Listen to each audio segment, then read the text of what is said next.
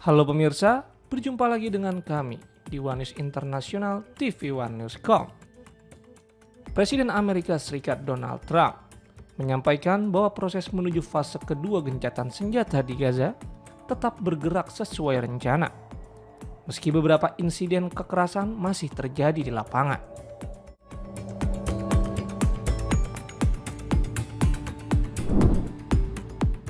Informasi lainnya pemirsa, pernyataan keras Presiden Rusia Vladimir Putin yang mengisyaratkan kesiapan menghadapi konflik memicu eskalasi ketegangan di Eropa. NATO membalas dengan sinyal pertahanan penuh, sedangkan diplomasi Amerika Serikat untuk mengakhiri perang Rusia-Ukraina masih stagnan. Selengkapnya hanya di One News International TV One News.com.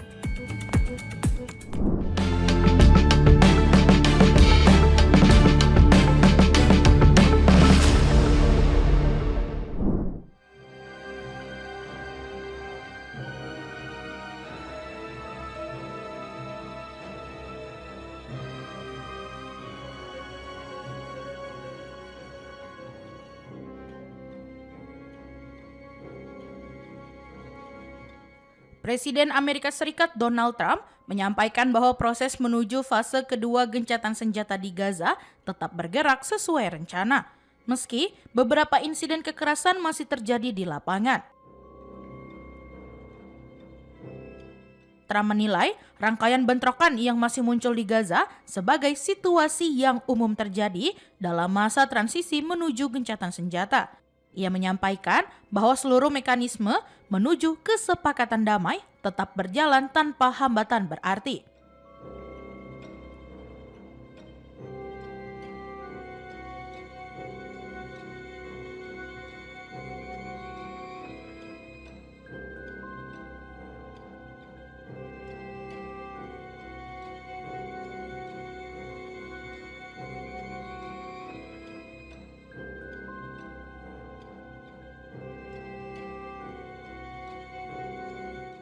Merujuk pada laporan terbaru mengenai serangan udara Israel di kamp pengungsian Al-Mawasi, Khan Yunis, yang menewaskan sejumlah warga.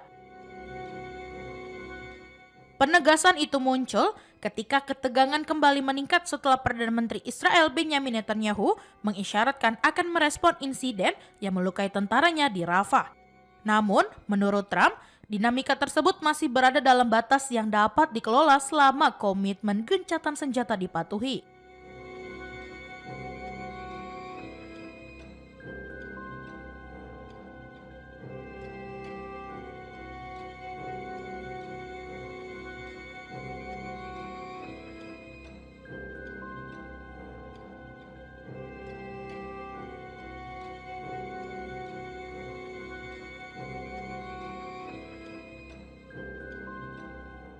Trump juga menguraikan bahwa fase pertama gencatan senjata meliputi penarikan pasukan Israel ke garis kuning, pembukaan jalur bantuan kemanusiaan, serta pertukaran sandera dan tahanan. Sementara fase kedua yang disebut akan segera dimulai mencangkup rencana pembangunan kembali Gaza dan pembentukan pemerintahan baru tanpa kehadiran Hamas.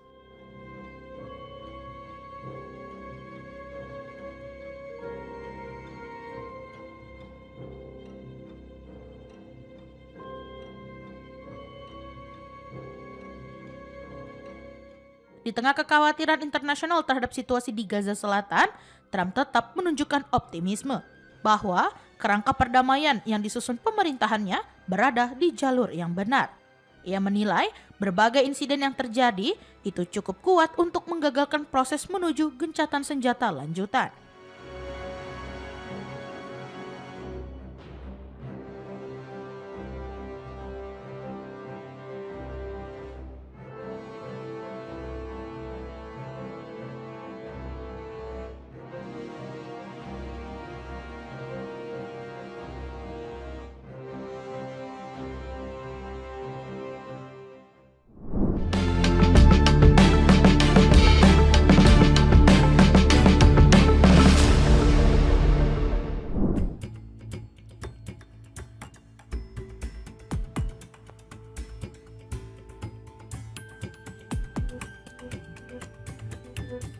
Presiden Venezuela Nicolas Maduro memanfaatkan penampilannya di acara radionya Con Maduro de Repente pada hari Kamis 4 Desember.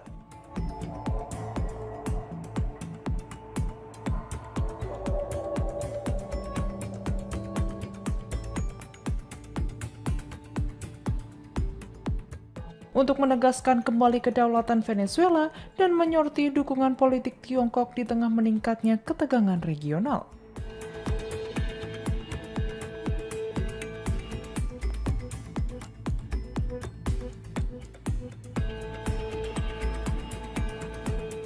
Berbicara dalam segmen bernada ringan di mana ia berbincang dengan pembawa acara, Maduro beralih ke pesan yang lebih tegas tentang pertahanan nasional.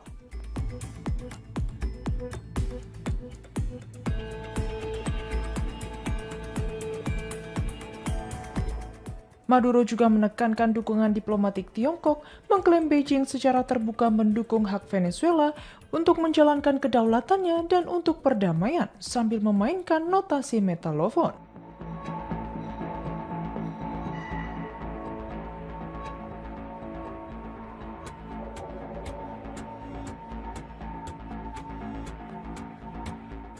Maduro berterima kasih kepada gerakan buruh tanpa tanah berhasil atas topi yang mereka kirimkan kepadanya.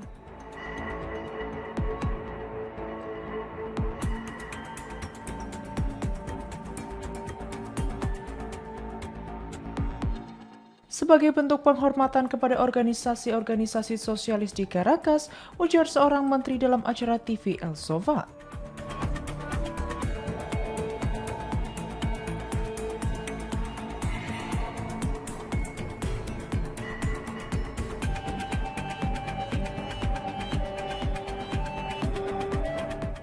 Presiden Venezuela Nicolas Maduro juga menyampaikan beberapa patah kata dalam bahasa Portugis pada hari Kamis 4 Desember untuk meminta dukungan rakyat Brasil.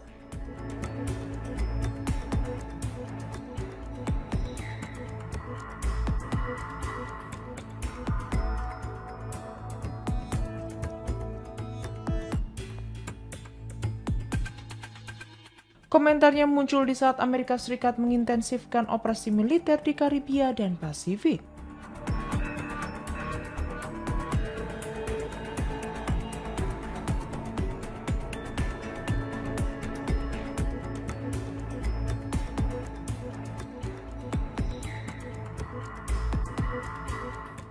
Sejak awal September, pasukan Amerika Serikat telah melancarkan setidaknya 21 serangan terhadap kapal-kapal yang diduga penyelundup narkoba, menewaskan lebih dari 80 orang.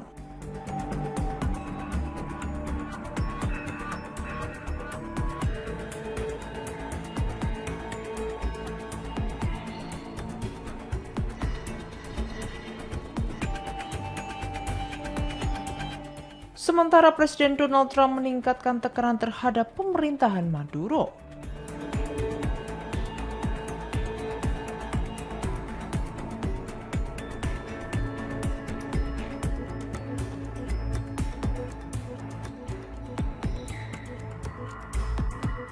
Washington menuduh Maduro memfasilitasi perdagangan narkoba, tuduhan yang berulang kali dibantah oleh pemimpin Venezuela tersebut.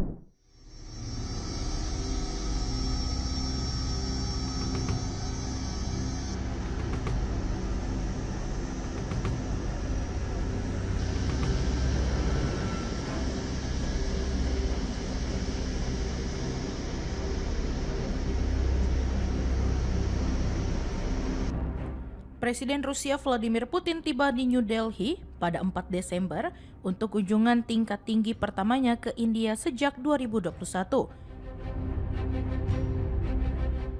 Lawatan ini terjadi ketika hubungan dagang India dengan mitra tradisionalnya terganggu akibat tarif 50% yang diberlakukan Presiden Amerika Serikat Donald Trump, termasuk pungutan 25% khusus untuk impor minyak Rusia. Washington menyebut sebagian tarif tersebut sebagai langkah hukuman atas pembelian minyak Moskow. Sementara India menegaskan seluruh transaksi energinya didasarkan pada kepentingan nasional. Di tengah situasi itu, kedua negara bersiap memperluas kerjasama strategis. Pertahanan menjadi agenda utama, termasuk rencana produksi bersama jet tempur Sukhoi Su-57, serta pembahasan ahli teknologi untuk sistem udara, laut, dan rudal. Parlemen Rusia juga telah meratifikasi perjanjian baru yang memungkinkan kedua negara menggelar latihan gabungan dan mengerahkan personel serta peralatan militer di wilayah masing-masing. Pemerintah India terus memberi ruang bagi perusahaan pertahanan asing, termasuk Rusia, untuk bekerja sama dengan industri lokal dalam kerangka program Make in India. Kementerian kedua negara di sektor antariksa juga kembali diperkuat. Rusia menyatakan siap terlibat dalam pengembangan mesin, bahan bakar roket, penerbangan berawak, dan stasiun orbit nasional India.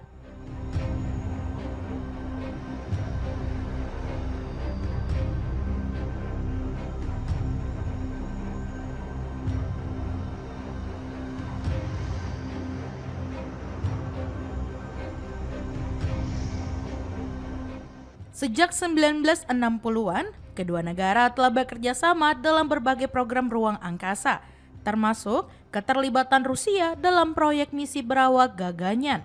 Hubungan ekonomi menjadi pilar lain yang dibahas. Moskow dan New Delhi berupaya menghubungkan sistem pembayaran nasional seperti Mir, Rupai, SBP, dan UPI, serta memperluas penggunaan rubel dan rupiah untuk transaksi perdagangan yang kini telah mencapai sekitar 90%.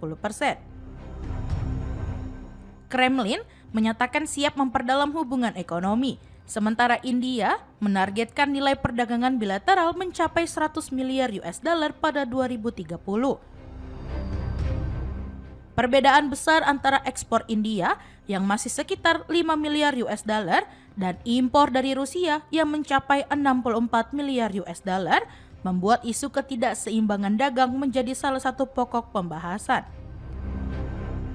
Kunjungan ini juga akan diiringi pertemuan komisi antar pemerintah yang membahas upaya diverifikasi perdagangan, termasuk peningkatan ekspor peralatan, bahan baku, dan produk pangan India ke Rusia. Moskow menyampaikan apresiasi atas posisi India terkait konflik Ukraina. Sementara, hubungan personal antara Putin dan Perdana Menteri Narendra Modi kembali menjadi salah satu faktor yang mempererat komunikasi politik kedua negara. Kunjungan ini menandai kembalinya tradisi pertemuan tahunan tingkat tinggi dan menjadi momentum bagi kedua negara untuk menavigasi tekanan geopolitik sekaligus memperkuat kolaborasi di bidang pertahanan, ekonomi, dan teknologi ruang angkasa.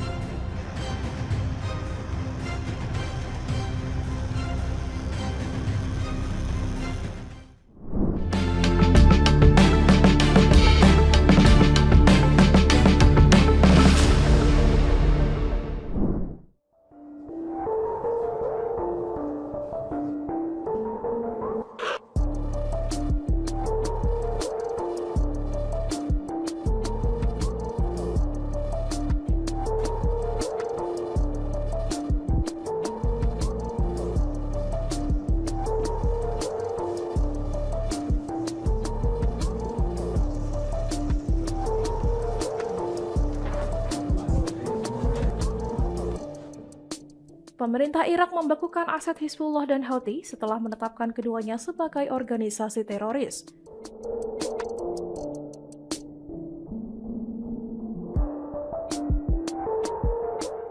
Keputusan yang diumumkan lewat Iraqi Gazette ini memicu gejolak politik di Baghdad.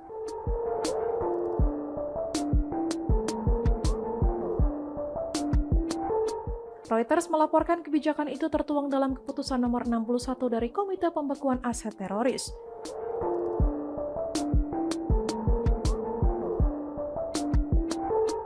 Komite tersebut dipimpin Gubernur Bank Sentral Ali Mohsen Alak menetapkan 24 entitas sebagai kelompok teroris.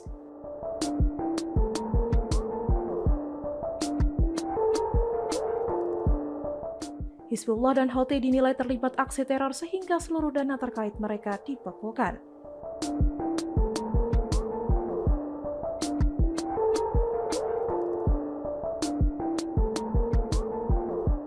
Langkah ini diprediksi disambut baik Washington yang mendesak Irak mengurangi pengaruh Iran.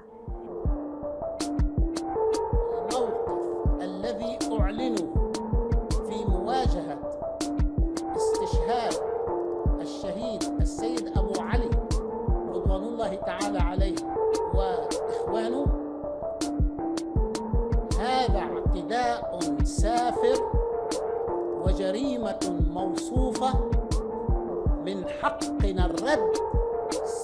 Irak kini berada dalam posisi sulit karena harus menyeimbangkan hubungan dengan Amerika Serikat dan Iran.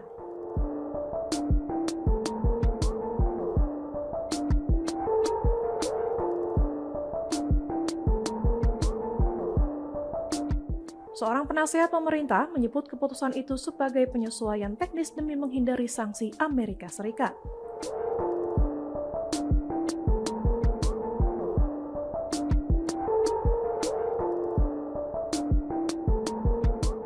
Ia menegaskan langkah tersebut lebih bersifat administratif daripada politik.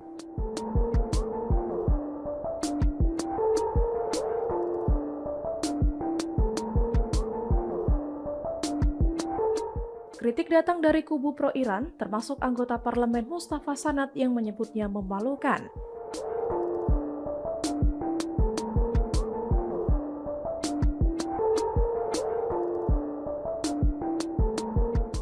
Aktivis Ali Al-Samari menegaskan seluruh aset terkait Hizbullah dan Houthi akan dibekukan.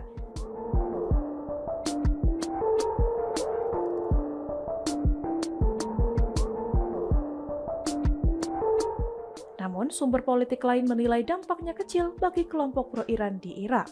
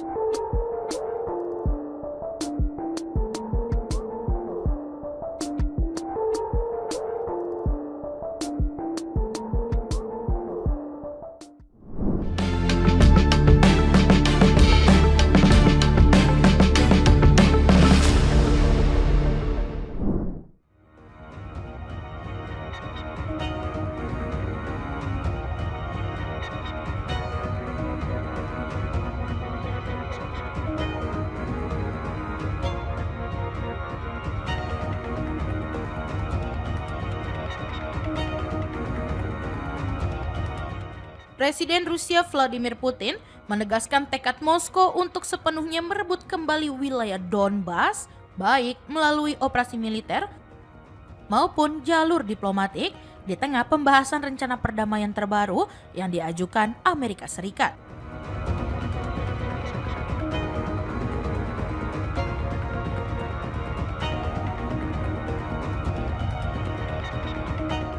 Dalam wawancara dengan India Today, menjelang kunjungan kenegaraannya ke New Delhi, Putin menyampaikan bahwa penyelesaian konflik di Donbas pada akhirnya akan berujung pada keluarnya pasukan Ukraina dari wilayah tersebut.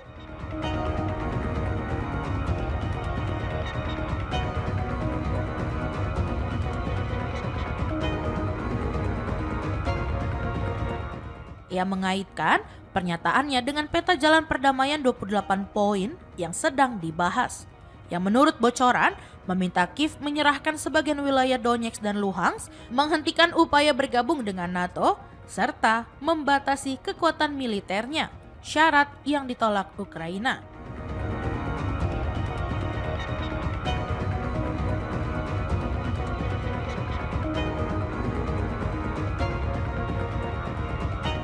Putin menilai pertarungan sengit yang masih berlangsung di Donbas sebenarnya dapat dihindari sejak awal jika Kiev menarik pasukannya setelah referendum 2022 ketika sebagian warga memilih memisahkan diri.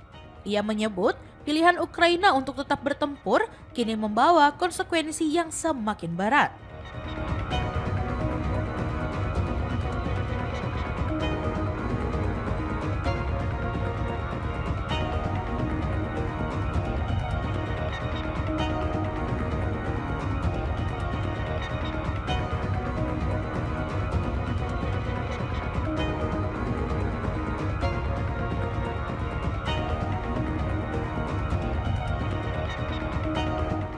Di lapangan, Rusia mengklaim memperoleh keuntungan bertahap dalam beberapa bulan terakhir.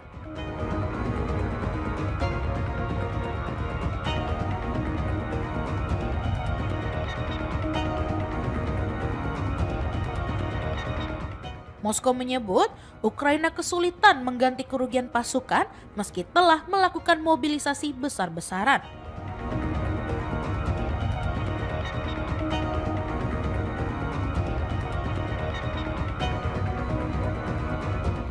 Pada Senin lalu, tentara Rusia mengumumkan penguasaan kota penting Krasnyarmeks atau Pakrov di Donetsk dengan sejumlah pasukan Ukraina dilaporkan terkepung di area tersebut.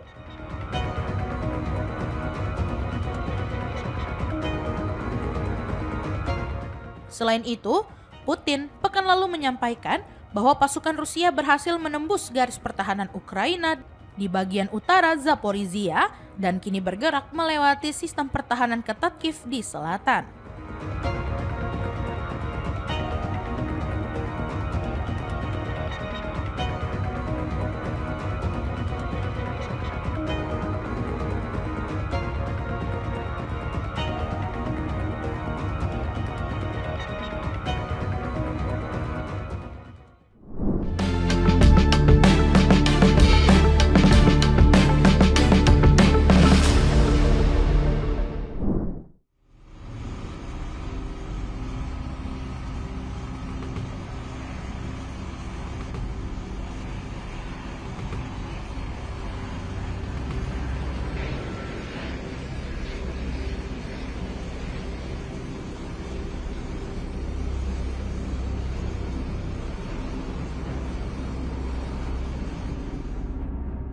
Pemerintah Irlandia tengah menyelidiki kemunculan 4 drone misterius yang nyaris memasuki jalur penerbangan pesawat Presiden Ukraina Volodymyr Zelensky saat melintas di wilayah udara Dublin. Insiden ini terjadi pada Senin malam. Namun, baik Kiev maupun Dublin belum memberikan penjelasan terbuka. Laporan The Journal yang dikutip Newsweek menyebutkan bahwa 4 drone bergaya militer terdeteksi melanggar zona larangan terbang yang disiapkan khusus untuk kedatangan Zelensky. Hingga kini, otoritas Irlandia belum mengetahui asal peluncuran maupun pihak yang mengendalikannya, meski aparat keamanan setempat meyakini drone tersebut dimaksudkan untuk mengganggu penerbangan Presiden Ukraina karena lampunya terlihat menyala selama beroperasi. Komisaris Garda Irlandia, Justin Kelly, mengaku mengetahui kejadian itu pada Selasa pagi, beberapa jam setelah Zelensky tiba lebih awal dari jadwal. Drone-drone tersebut mencapai titik yang seharusnya dilintasi pesawat pada pukul 23 waktu setempat dan berada di udara selama hampir 2 jam. Sumber internal menyebutkan bahwa perangkat itu kemungkinan diluncurkan dari timur laut Dublin dan sempat melintas di atas kapal Angkatan Laut Irlandia Le William Butler Yeats yang ditempatkan diam-diam untuk mengamankan kunjungan tersebut.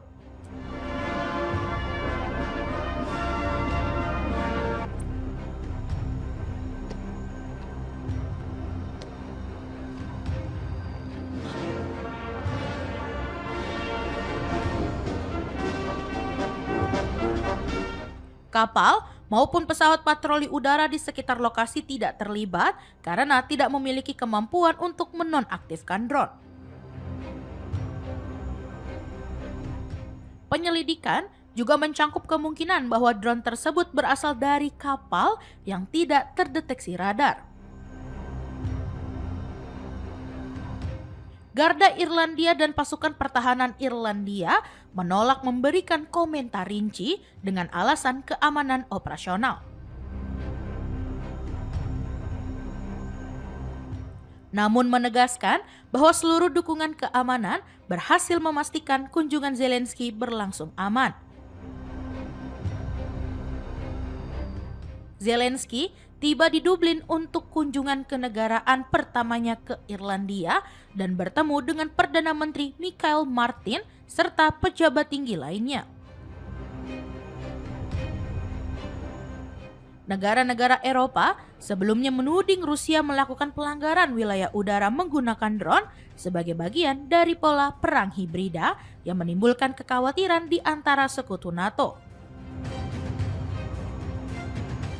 Beberapa negara, termasuk Polandia, Lituania, dan Estonia, bahkan telah memicu pasal 4 NATO untuk membahas respon terhadap provokasi tersebut. Dalam pernyataannya di media sosial, Presiden Irlandia dan Zelensky melaporkan rangkaian pertemuan resmi, termasuk pembahasan dukungan Eropa, upaya mengakhiri perang, jaminan keamanan, serta langkah Ukraina menuju keanggotaan Uni Eropa tanpa menyinggung insiden drone yang tengah diselidiki otoritas setempat.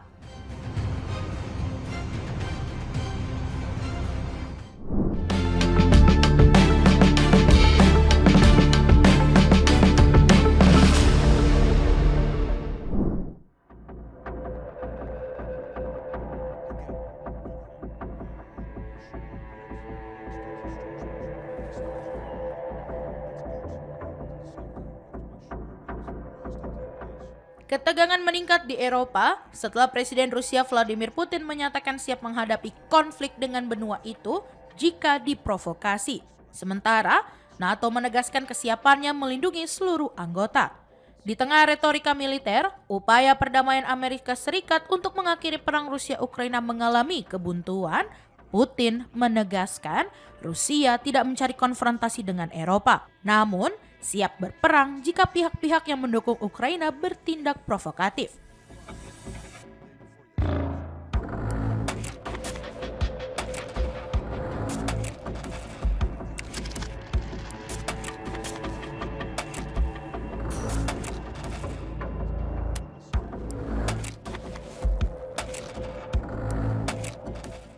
NATO merespon dengan menegaskan aliansi pimpinan Amerika Serikat itu siap melakukan apapun untuk melindungi anggota dan mengamankan wilayah Eropa.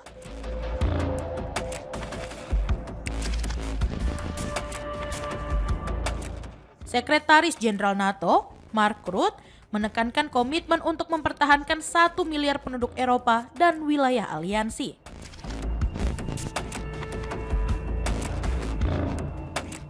Retorika militer ini muncul bersamaan dengan memudarnya harapan kesepakatan damai yang ditengahi Amerika Serikat.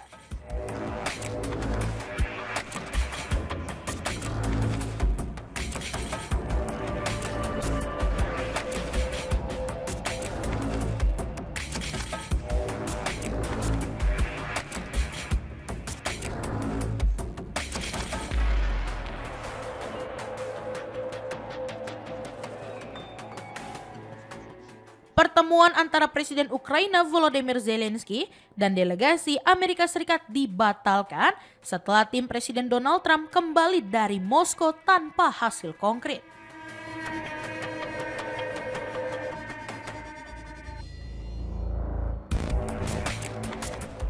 Meski begitu, Rutte menyebut Trump sebagai satu-satunya pihak yang mampu memecahkan kebuntuan diplomasi.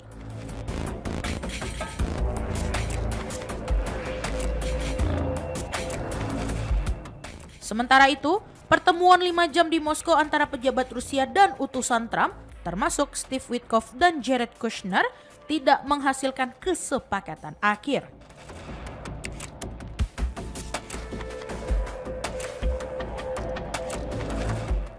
Witkoff kemudian menghubungi delegasi Ukraina untuk melanjutkan negosiasi di Amerika Serikat.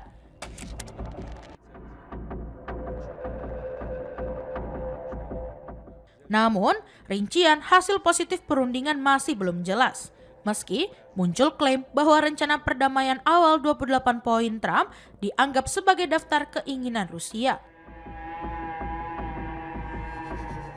Para pemimpin Eropa menuntut Putin menghentikan pertumpahan darah dan bersikap serius dalam perundingan damai.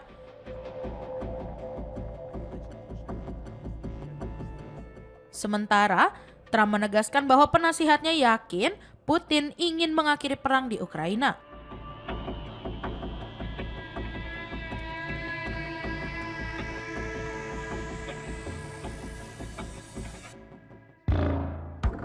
Komisi Eropa turut mengusulkan pemanfaatan aset Rusia yang dibekukan dan pinjaman internasional untuk mendukung kebutuhan militer dan layanan dasar Ukraina senilai 90 miliar euro. Kebuntuan diplomasi ini diperparah dengan pengunduran diri Andriy Yermak, kepala staf Presiden Zelensky, terkait skandal korupsi senilai 100 juta US dollar. Posisi Yermak digantikan Rustem Umerov, mantan Menteri Pertahanan Ukraina, sebagai bagian dari restrukturisasi tim kepresidenan.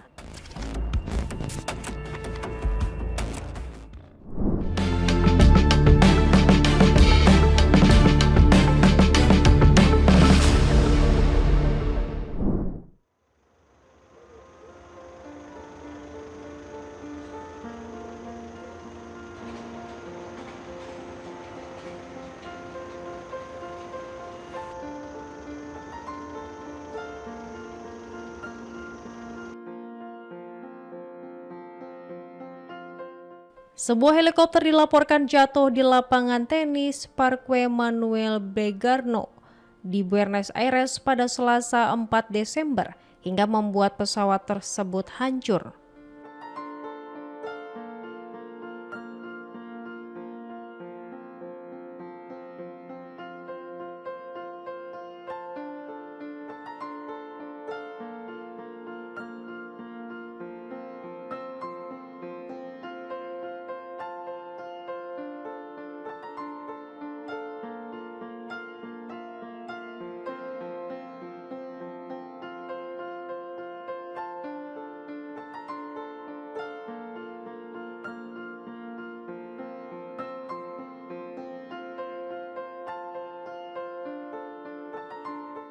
Menurut keterangan sumber layanan medis darurat kepada surat kabar La Razón, pilot serta 2 penumpang, masing-masing seorang pria dan seorang wanita, mengalami luka akibat insiden tersebut. Ketiganya mendapat perawatan awal dari petugas pemadam kebakaran dan layanan medis darurat kota, sebelum kemudian dibawa ke Rumah Sakit Fernandez, Buenos Aires.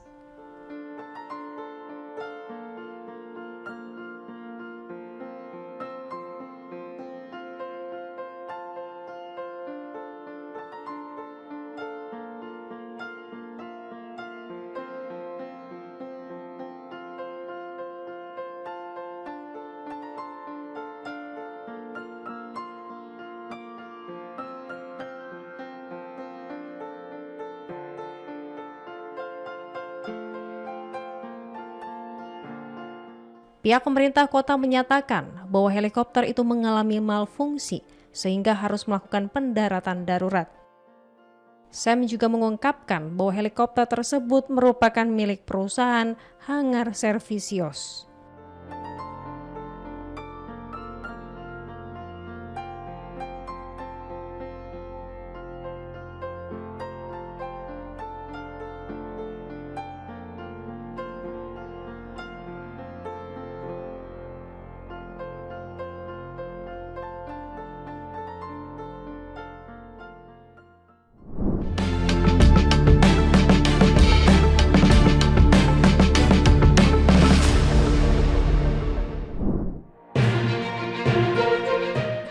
Demikian informasi yang dapat kami sampaikan pemirsa. Terima kasih telah bergabung bersama kami. Sampai jumpa di One News Internasional berikutnya. Setiap pukul 7.30 malam hanya di kanal YouTube TV One News Corp.